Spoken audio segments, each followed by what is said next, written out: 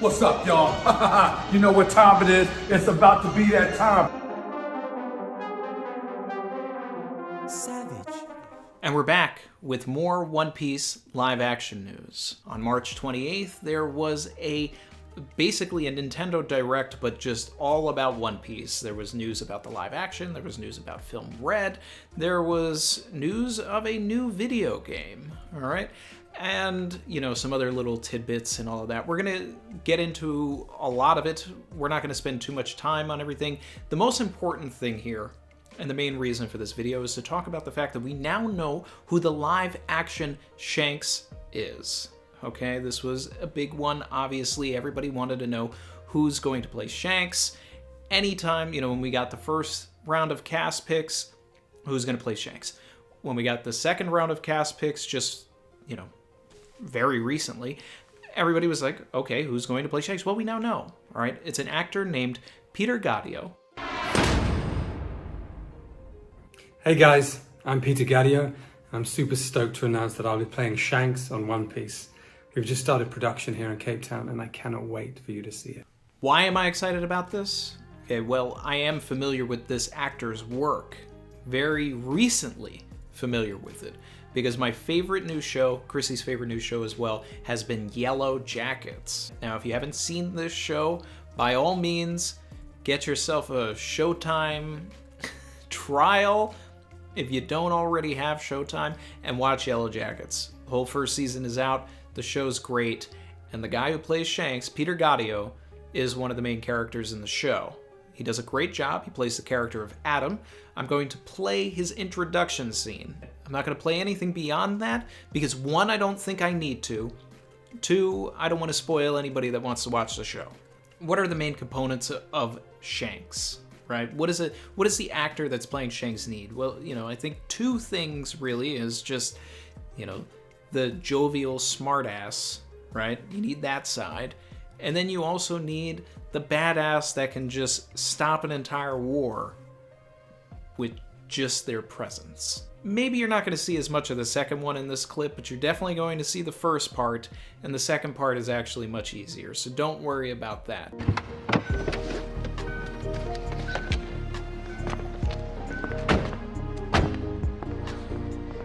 Who taught you how to drive? Are you okay? No, actually, I'm not. Because you, sir, are an asshole. Wow. You know, it usually takes people at least a few minutes of conversation to figure that out. You good? What is this? Adorable? Are you trying to be adorable with me? Does that usually work for you? You know what, this is not my fault, okay? Because you can't just stop without warning. It's crazy. Look, I'm honestly not sure what to do here because A, you rear-ended me, so technically this is your fault. And B, that's literally what taillights are for. How do you know your taillights aren't out? Are they? That's not the point. You're so mad and yet so wrong. Look, you clearly took the worst of it here. There you have it. Peter Gadiot as Shanks. I think this is perfect. I think he's got the right look.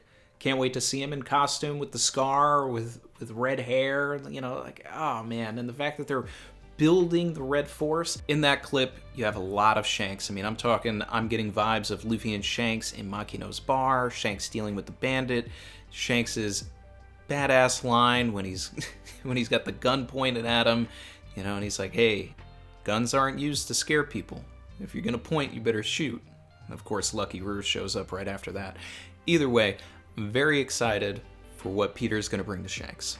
In other live action news, it seems that the actors playing Full Body and Chew from the Arlong Pirates have also been announced. Not officially, but the super sleuths of the internet on Twitter, Discords, Instagram, and all of that have found these posts.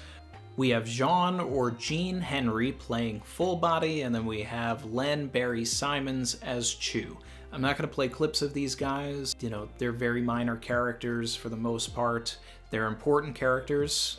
In the case of Full Body, that is a recurring role. He will return in Marineford. He will return in the Alabasta Saga. It seems like, at least in the case for Jean or Jean, They've gone with a local South African actor. Doing that is cost effective for the production. You're not flying someone from another country into South Africa. You're working within, which I fully expect for a lot of more, minor roles.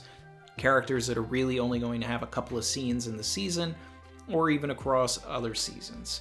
And as always, there is an audition process for everything, so if they were chosen, they're good. New images from what appears to be the Loguetown set have arrived. We can see Roger's platform, which likely means that a casting announcement for Roger is looming, and that also means that we'll probably get Smoker as well, because when you're shooting Loguetown, which is the prologue of the story and the epilogue of East Blue, you're gonna have Smoker involved as well. That's why it's called Loguetown, prologue and epilogue. Even though it gets translated as Rogue very often, that's sort of just wordplay by Oda. We can also see signs from Big News Morgan's news company stating that the hero of the Marines, Garp, defeated Goldie Roger. Now, of course, we know that he turned himself in, but hey, Fake News Morgan strikes again. Very in keeping with the story. I think it all looks amazing. When they actually shoot this scene, they'll probably have a lot of extras, so I think they're just getting a jump on any leaks that could potentially happen. The Oscars were this past Sunday. My pick, my favorite film of the year, Coda, won Best Picture. All right, that's my recommendation to everybody. A little biased. Had the opportunity to work with the writer and director a few years ago, and I'm happy for their success. While at the Oscars, our Dr. Kureha pick, Jamie Lee Curtis, was approached by Straw Hat Goofy and asked about her playing Kureha and her interest, right? So I have the clip for that. While you're watching it, I want you to imagine that Jamie Lee Curtis is actually playing coy and is quizzing Straw Hat Goofy if he knows the names of these characters. That was pointed out on Twitter, and I really, I really like that. I like looking at it from that lens. Hey, so your favorite character is Tony Chopper. Mm-hmm. I remember you specifically saying who you would like to play at one. What's her name? Nico Robin. Yeah, well, I'm not going to get to play. I'm a little old, but there's that wizened old crone lady. Not Nico Robin, that woman.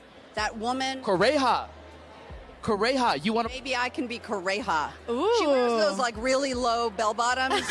She's looking a little nasty, but she has that long kind of stringly gray hair, and my Ruby said that would be what I would play. Oh, I love that. I can totally see that. Plus, she has that drink. She's super charismatic. She's the mother figure of Chopper. Yeah. There you have it. She wants to do it. Okay. She knows the story. Gotta make it happen. Moving on. There's a new Film Red poster. We got the character design reveal for what the internet is calling Shanks' half-sister, because she has half red hair.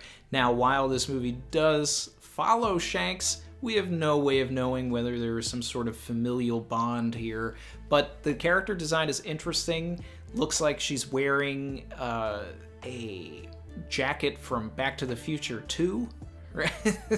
With the way that all of the arms are hanging off. And is it just me, or does she have 4 sleeves on her jacket? Does she have 4 arms? Certified. I mean, it seems like, her design and even the other poster implies that she may have wings. She may be from a sky island. We don't really know anything about the movie, but it is coming out on August 6th. So excited for that. Hopefully there is a simul release in other countries besides Japan, and we can all avoid spoilers. Last but certainly not least, a new One Piece RPG coming to consoles named One Piece Odyssey. Now, this was a name that was trending a couple of years ago because Shueisha had put out the license for the name and no one knew what it meant. We all sort of speculated it was probably a game. Now we know, and we're seeing it. Now, this looks very similar to World Seeker, except in one difference. When you played One Piece World Seeker, you really could only play as Luffy, except in the DLCs. Here, it seems like this may start similar to Strong World. All of the characters are sort of split up. There's been a couple of One Piece games that have started like this. You have to find and collect the crew, and as you do that, then you're actually able to play as them. So that'll be, I think, the biggest difference between this game and World Seeker. that right from the start, once you find your crew or anything like that, you will be able to switch between characters. You're not just stuck playing Luffy for the entire game. The big question here is, where's Jinbei, right? I mean, come on.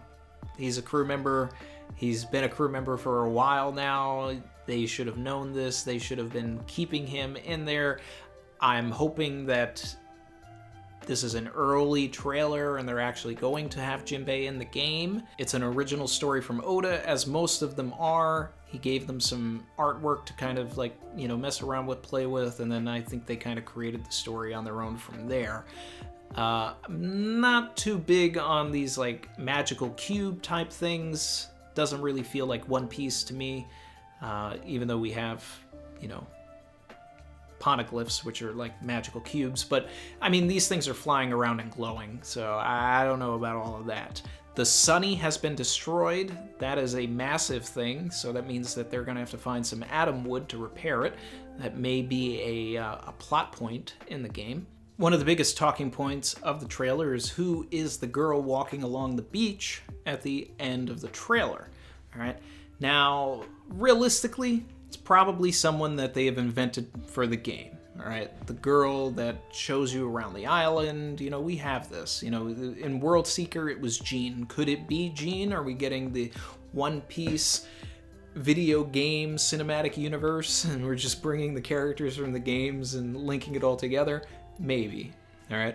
I don't think that this is Yamato, although it would be very fun to see some characters that have never been in games yet, like Yamato. Saw some people suggest, could this be Vivi? Hey, you know, I'm all about that, right? Do I think it could be? Probably not.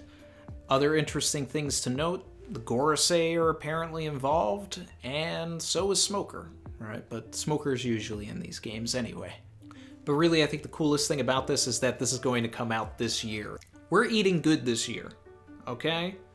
We just had 1044. We've got all this live action news. We know who Shanks is now. We're getting Film Red on August 6th. Hopefully there's a simulcast, you know, simul release. And One Piece Odyssey, 2022 as well, all right? This is going to be a great year. 25 years of One Piece, all right? They're hitting it with a bang. Thanks for hanging out, everybody, and let's keep the news coming. All right, later, everybody.